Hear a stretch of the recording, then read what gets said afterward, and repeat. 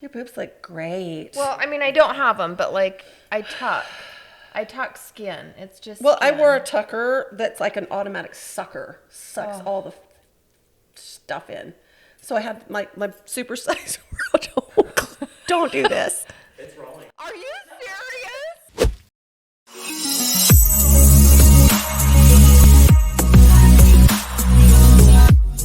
Hey cutie heads, I am Tiff Day and I am the host of Day One, and I'm so incredibly excited to have one of my best friends here, Michelle.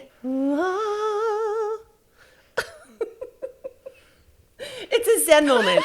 Like, We are going to be talking to my good friend, Michelle Stewart.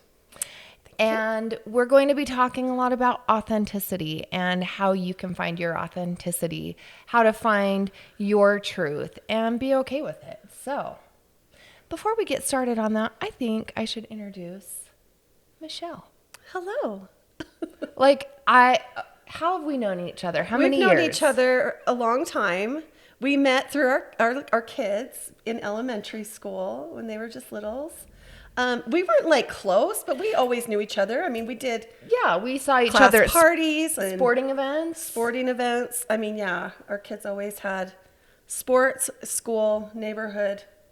Yeah, we everything didn't in live, common I mean, church, we lived everything, close yeah. to each other. It's Yeah. crazy. So it's been years. Years like and years. 15 years. Maybe, yeah, no, probably, yeah. It probably, has. Yeah. It's been a long time. That's a long time. But we kind of really reconnected when our boys hit high school and played high school ball together. Right. And we just kind of rekindled this amazing. She's become so My incredible. best friend. Like seriously, Dear friend. Yes. Like I cannot. Partner in crime. There's crimes to be had. Yes, there are.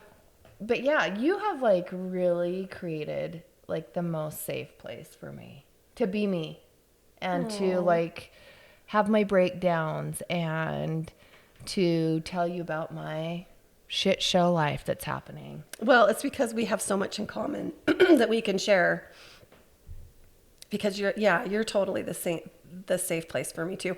And going back to our topic of being authentic, I think you just get to an age where you realize who the other people are in this world that you can be the most authentic with, and you just are drawn to them. I think Yes. just automatically, it just kind of happens. And then you realize, okay, all the other stuff is just kind of fluff and you just have to be friendly to people, but it's not genuine. Yeah, and It's just having good manners towards people. But you realize they're not my friends, they're just friendly. And then you realize who the people are that you want to really cherish and have as friends. it's crazy that it took me until I was in my 40s to learn me this too. lesson. Me too. But me too. it is Close to the 50s. but it's like the greatest thing ever. It's the greatest thing ever. Okay, so tell us about your life. I think you I have, mean, this could be like I- a 18 episode topic, my life, but I think your story is absolutely incredible. I do. I've heard it. I think you're a badass. I bow down to this lady. she does Like, not. And yes, you I shouldn't. do. You shouldn't. But I do. Like you have been through so many things I in your have, life. but we all have. But look at you. I know you never want the attention. You're not that Yeah, I person. have a hard time with that. But to me, you should have a cape on. Oh, okay. So I think you're Superwoman. Oh, thanks. So, Superwoman. So share your story. Supergirl together. I don't know. I'll just do a basic rundown. Yep, I mean, do it. Just a little. I grew up in Provo in a family of 7 kids. I was adopted. I was the only child adopted out of the 7 children. So I had a brother that was just barely 3 months older than I. We were all very, very close in age. So I grew up like I was a twin. But I grew up in a really healthy atmosphere as far as adoption goes. My parents gave me a very healthy upbringing and realization about that. It was never a secret. It was never anything. My mom and dad were very open, very loving, very positive about adoption, primarily my mom.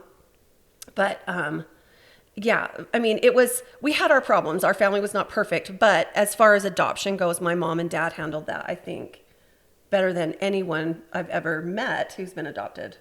So that was a really strong positive. But anyway, my parents divorced when I was in my senior year of high school. And I ended up moving out right at high school age. I got married, had a daughter, got divorced, moved to Salt Lake area. I ended up getting pregnant and had another child that I ended up placing for adoption.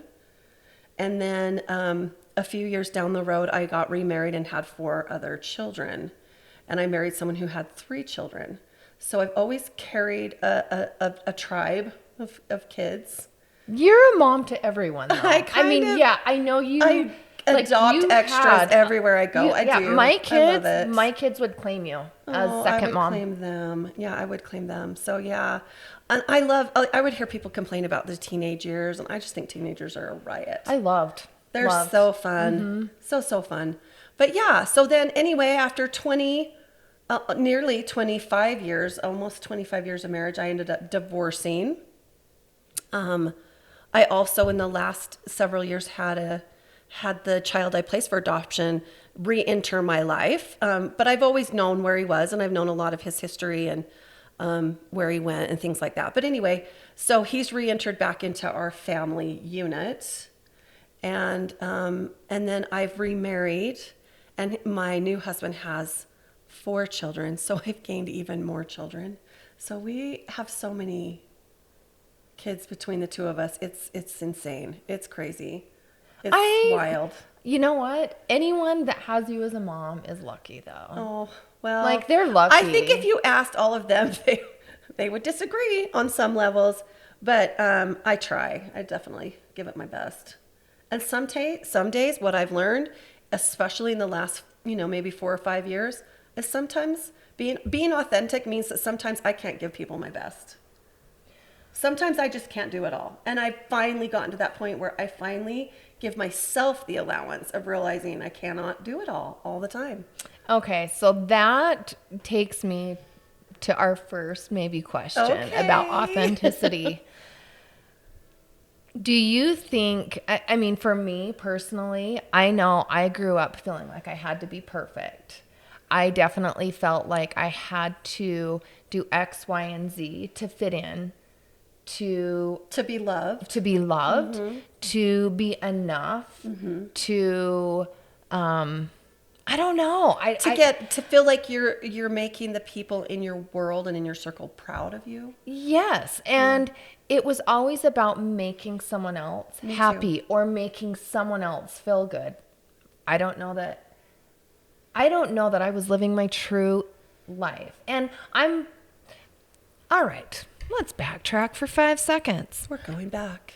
I also grew up LDS. As did I. And personally, I have a lot of respect for the LDS church. As do I, yeah. There's so many things that I believe. There's things that I have a few problems with. I do too. And I don't think I realized that until I went through divorce. Interesting. Yeah. Yeah. That was the first time I think my eyes were opened a tiny bit to like just some was it the church or was it more of the culture of the church members? Let's just yes. And I actually agree with that because it wasn't the church per se. It was the way I was treated or maybe the way I perceived as being treated. I agree with that. I agree with that totally. I did the same. Yes. And It's both. Yeah. And the thing is, like, I cannot fault people that have been married for 25, 30 years. And maybe they're happy and maybe they're not, but they are in a marriage. Right. To look at me as a single mom and not have pity on me. Like, I don't want pity. I don't want pity either. And it's not about wanting pity. So it's interesting when people look at you and they think, oh, I feel so bad for her. She lost this or she chose to not keep this. Not having any idea what this was. Right. I mean, nobody really knows what goes on behind the closed doors and what your story is. I mean, I could tell you my story, but I'm I'm not really that person that wants to get up on a soapbox and I don't slander or I don't either. badmouth. Like, I just don't have the time or the energy for that. Yeah, and I don't feel like I have a vindictiveness about the church. When people say the church, I mean, I separate the two. I think there's a gospel that the church teaches, and then I think there's a culture of the gospel. Excuse-moi. Because it changes as you move around this You're country. amazing. You're amazing. Well, you know, I when my parents divorced, they had a very, very tumultuous and very bitter, angry, volatile separation. And being that there was 7 kids, obviously it erupted the whole idea of what you think as a child of what family is, what the church is, what the priesthood is, all of those aspects. All of my siblings and I struggled at different levels with different principles. But I remember being very, very confused. And when I would go to church, I specifically remember an incident where I overheard some women talking about my mother. And it was already like such a difficult time. And I don't think at teenage years you know how to articulate your feelings about such tragic and hard, events in your world. And so I just, of course, I lashed out at the women and told them how awful I thought they were. And I walked out and I didn't go back for almost over 10 years. So I was inactive. I've had inactive periods. But I remember all of those periods of my life, I never felt like it wasn't true. I never felt like I just was like, I can't be part of those people. I can't go back to judgment. I can't go back to, and I think I had some confusion about my dad's placement as a priesthood holder and what I had learned about the priesthood and the way that I actually saw him behave and some of the things. And so I think I had a lot of confusion about what's real and people being people and people abusing maybe their gifts or their callings or what have you. And it just made me pull away. I needed to pull away for my own protection. And I think a lot of people do that to protect themselves. And a lot of people on the outside judge you and say, oh, you're inactive, or you don't believe, or you lost your testimony, or you, what have you. And they just don't understand that you pulled away because you needed to protect yourself. Here's a little thought. The hypocrisy is among the people. It's a person thing. It's a personal thing. It is. And here is a funny thing. I just it's going on in my head so hardcore that I'm Me like, too. I know, my brain is just like. I know. The people that have been through the most are the most non-judgmental. I agree. And I think they're the ones who are probably the most authentic. I agree. Yeah. And truly, I do not feel like I believe in God. I do too. I know that He is there, and I know that He loves me. I'm not perfect. Nobody is perfect. So I think, I would hope that our Heavenly Father also understands, well, she's mad at me and she needs a minute. I absolutely 100% I mean, He created agree. us in His image, did He not? Like, if He did, then He created us to have emotions and frustrations and disappointments and angers and coping mechanisms that we've all learned. And those are times where we get to figure out, number one, who are we? And that's why it should always be between God and the person, which is why He's asked us to not judge. Yeah. Because no one knows where your heart is. No one knows where you are with God. No one knows where you're aligned with Him except for Him and you. And so if you're not going to church every Sunday, why does that equalize you're going to heaven or you're not because you didn't have the same attendance? Yeah. I think You didn't have the same, at the end of the day, what are the intentions of your heart? Yeah, I Like, agree. who are you? How do you treat people? How do you treat people? And how do you treat people when no one's watching? Yeah, yes. Like, what is going on in your brain? Yeah, yeah. Are you a good mother? Are you a good father? Are you a good sister? Are you a good friend? Are like, you a good neighbor? Yes, Yeah. there's so many other things I think that it boiled down to. Yeah, I agree totally. There were times when I would go to church and I would sit in a Sunday school meeting and they would talk about families being forever, and I didn't have that. And that was heartbreaking to me. And it just took me time to process and understand and realize there is a God for me. He does love me. I will be with my kids forever. I will have happiness. And there's so many things that I had to refigure out. I had to rewrite a relationship, I guess, with God. I had to redefine what was right for me. And I love going to sacrament meeting and singing the songs. And yes, I feel the spirit and I love that. I also can go up in the mountains on a hike. I can be with my kids.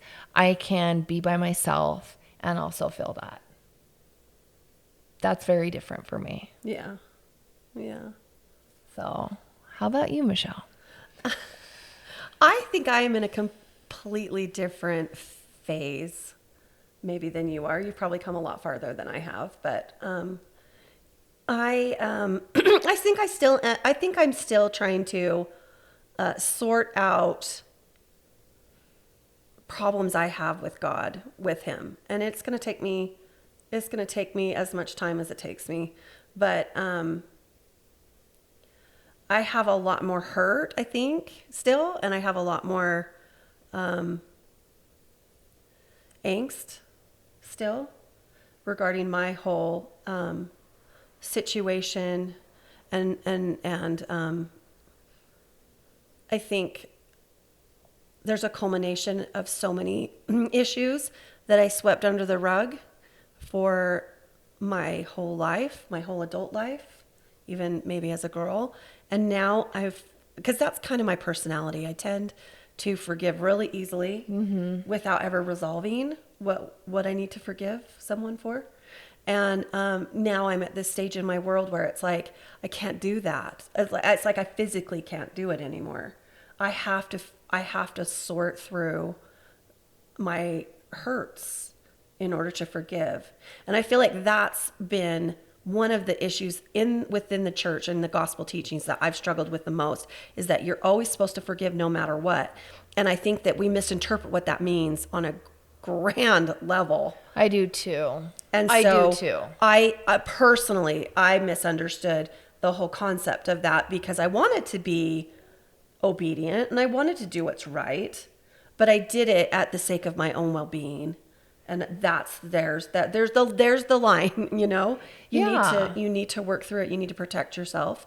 You need to have boundaries. You need to have that is a big one, because forgiving doesn't mean that you have to forget anything. Yeah. That's the thing that I have learned. Like, you don't have to push it aside and be like, oh, we can be friends now. Yeah. You can definitely set your boundaries. You don't have to be friends. You don't even have to like someone. Yeah, I know. That's so mean. No, because in the church, I feel like we're always told you need to love everyone. And you're like, hey, this is painful. I can't love that person. I don't like them. I don't like what they stand for or what they do. But you tend to take it inward and say that's my fault if I don't love that what's wrong person. with me? I guess I didn't fully forgive when. Yeah. And I think that's a hardship. That's a hard part of life. And it's something I wish I could teach my kids to do now. Like, don't sweep your problems under the rug. Don't be okay with something if you're not. Speak your mind. Tell someone when you've hurt them. Tell someone when they've hurt you. Don't say things to someone because it will make them feel better. Like, be true to you. Yeah. I think one of the things we do a lot as women is when someone apologizes, we say, it's okay. But inside we're like, that was so not okay. And then we fester or resent later. And I think it's always just say, you know, I understand you're sorry and I appreciate that you're sorry. But it was very hurtful that you said or did that. But I'm going to work hard on forgiving you instead of it's okay. I think you could be Dr. Michelle. Well, I do go to therapy. I've learned a lot. I'm learning a lot. I'm taking a lot into my brain to change and be better, I hope.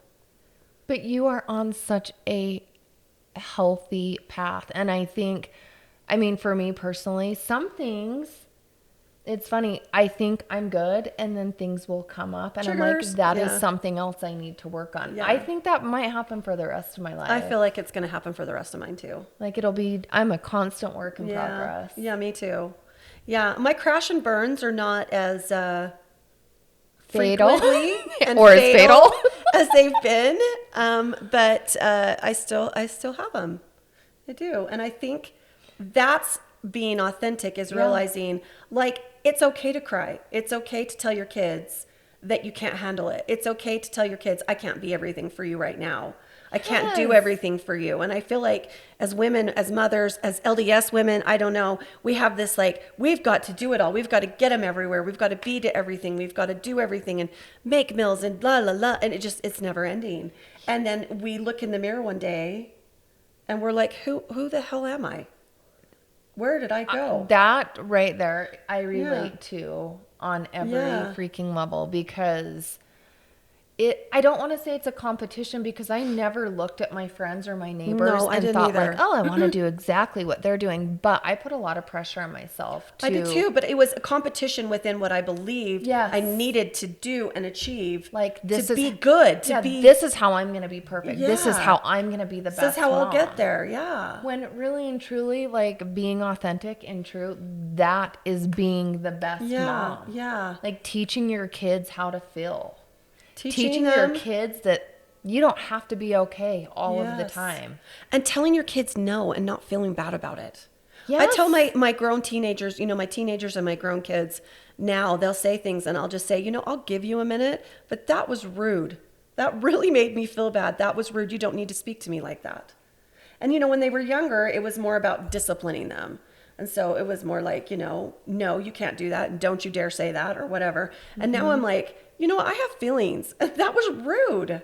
And you don't need to be rude to me. But I don't think I ever did that when they were younger. I didn't teach them more about feelings and that I was just a person too. My kids would be like, I can't believe you were late. I can't believe you did that. And I'm like, sorry. yeah. And so I always run to try and just do it all. And now I'm to a point where I'm like, guys, I can't. And I think that's been the best thing I've ever done for myself is to say no, or I can't, or I'm doing my best, but it might not be what you want. Like my best might not be what you need from me right now, but I can't do more. I can't give you more. But I feel like there's going to be, you're not living on autopilot. Yeah. You are not coasting through and just doing day to day to day. But I was. But I was. So was I. For many, many, many years. So was I. Yeah. And it is the most freeing, to be off that freaking empowering. autopilot. Fuck the autopilot. It just, honestly, it's just such a different, it's such a different thing. It is. And so going back to the whole beginning of what we were talking about with the church is if people want to judge me and say what they think I've done or what they think I've been through or what I believe in or what I don't believe in, run with that. I don't care anymore. Yeah. I don't care if you don't see me as who you think I should be or who I was supposed to be or who I was when I was on autopilot. Yeah. And if you think that's happiness and that's who I should be, I don't care because I'm not going to live to that expectation of what other people want from me. And are you happy? I'm happy. You're so you're happy. glowing. I'm happy. I don't know that I've ever seen you this happy. I struggle and I have ups and downs and I will always be authentic to that. I cry. I have hurts. I have a lot of problems I still need to work with, but I am happy. I'm doing better. I'm coming along. I'm growing. I think that's what's important. I think everything that we've been talking about also needs to be said, honestly, that me coming to the realization that I just have to do it my way and I don't want to be on autopilot and that I have to do and I need to take care of the things that I need to take care of, has caused me a lot of loss. It's caused me a lot of heartache. I've lost so many friends. I've been judged harshly by family, my in-law family, my neighbors, my ward. And that has been probably one of the hardest things I've ever gone through, is the misunderstanding and the judgment that I've had from other people without them ever even talking to me. And having any idea of what I've gone through. They just base, okay, on the outside, this is what it looks like. She looks like this. She looks like she's different, or she's not on that autopilot, Michelle, anymore. She's different. I don't recognize this girl, and she must be doing this and that and the other. And I mean, I've had things said to my face that have been so judgmental and so hurtful. And you just have to realize you've lost another friend, you've lost another old neighbor, you've lost a and lot. It's hard because you're going to lose stuff trying to become your authentic self. You shed layers of like life, life and friendships and material things. I mean, even. when you grow, like things just kind of fall to the side. They do. And it's almost like a mourning, or you have a grieving stage. You do. It's hard. You grieve things and you still fight with it. Like sometimes you have these moments, like I'm one of those people that really tries to stay private on social media. I will post a picture here and there and do these things. So this is totally out of my wheelhouse to do this. I'm so glad she did it. Love you so much. But I try really hard to not put myself in a situation where I make people feel uncomfortable by sharing my story. But there are times I just want to get on Facebook or go stand in a pulpit in church and just scream, "You don't know me! You have no idea what I've gone through. You don't know the realizations of my life and my world and my situation." But you just have to grin and bear it and bite your tongue. And just that's hard. And just know, like, you're going to have haters. You have people that just don't like you. There are going to be haters, and especially people that maybe you have shed or that are not a part of your life that see you happy or want to, or don't like that you've put a boundary up. Boundaries boundaries are really difficult, and they feel shut out, and they feel like you've hurt them in some way when all you're doing is protecting who you are. And your children. And so many times my thing is like, I need to stick up for myself and tell you my side. Same thing.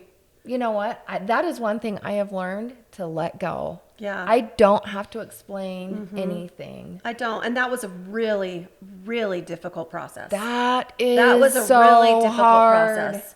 People would, through my divorce, people would say, they would come to me and say, what's your side? What's wrong? And I would say, I'm not going to discuss it.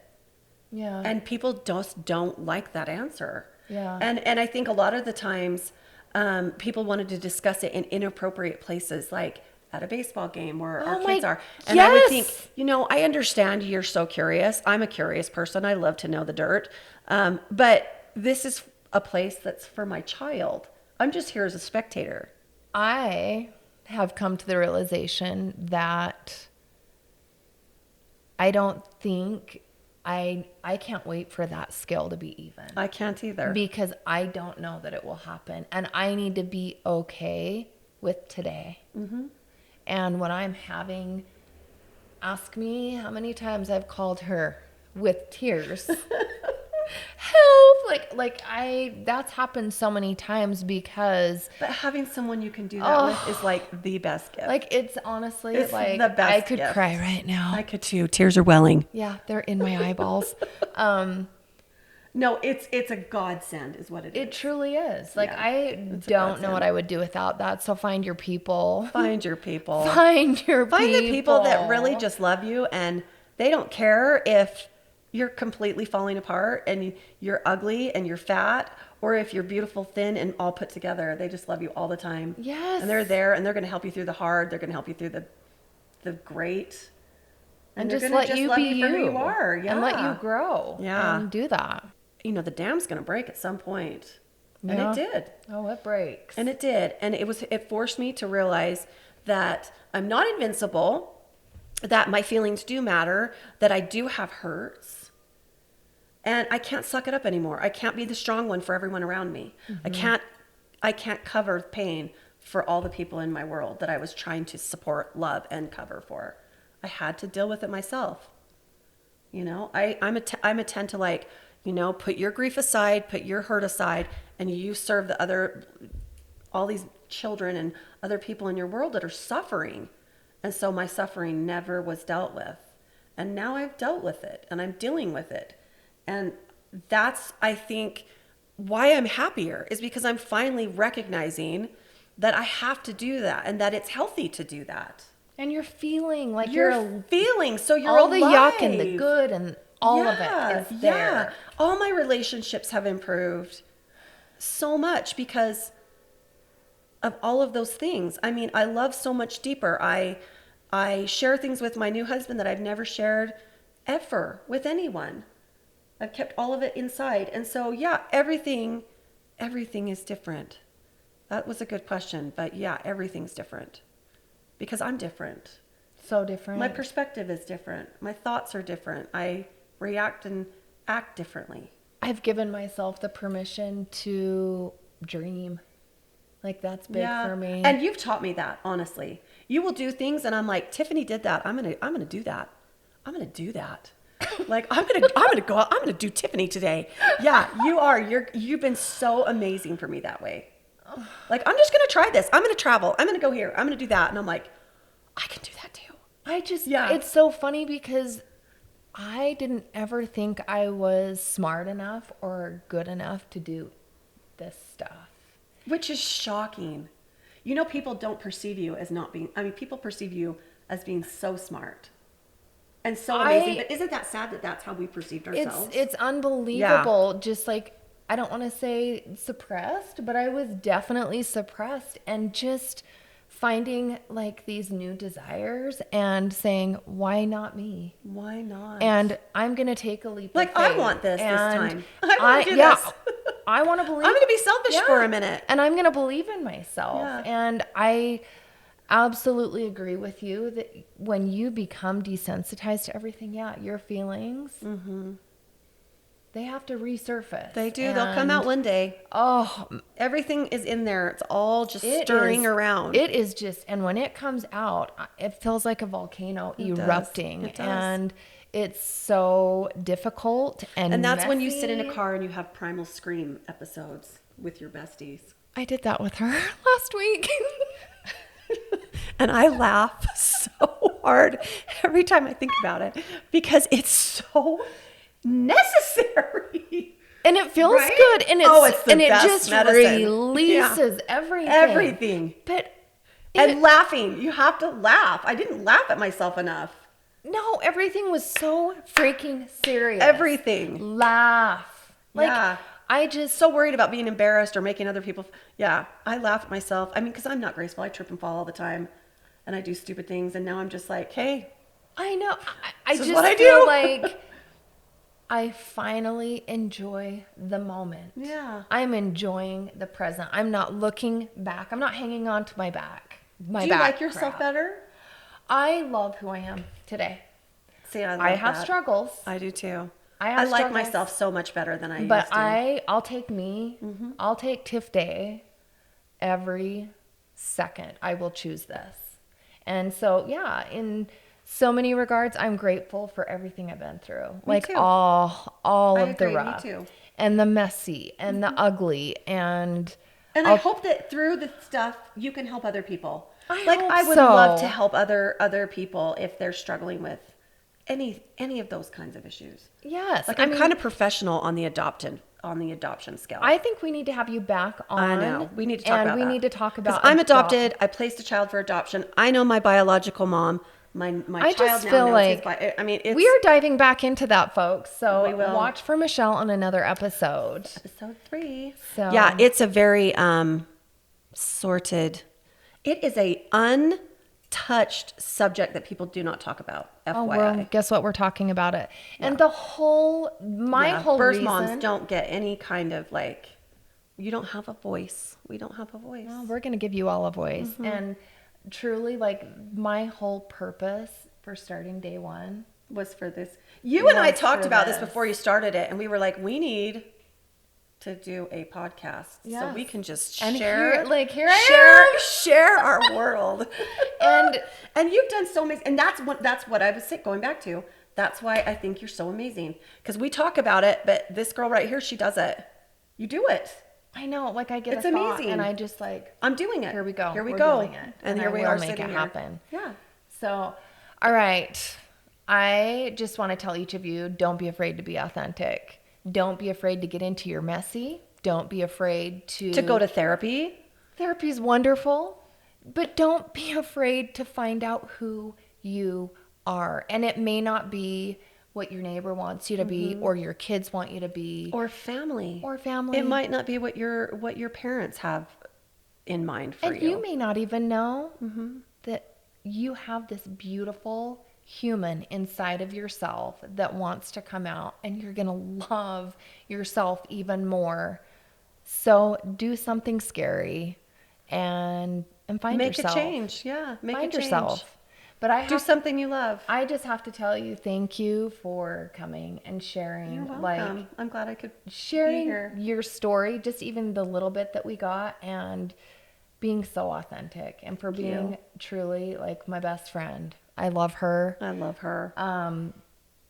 That is authenticity walking around right there, and truly grateful. So Me too. Me too. I agree.